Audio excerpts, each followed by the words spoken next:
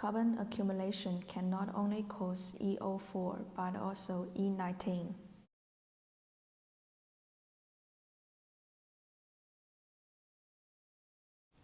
Carbon usually accumulates here around combustion chamber or will be black inside.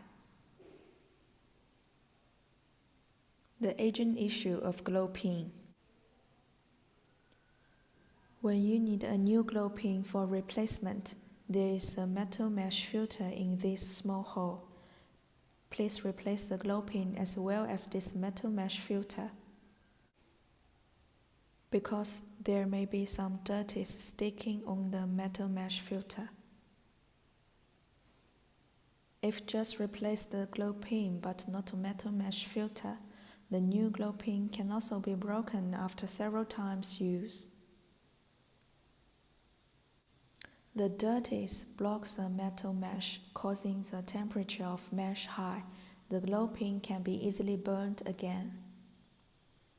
So better replace the glow pin as well as this metal mesh filter.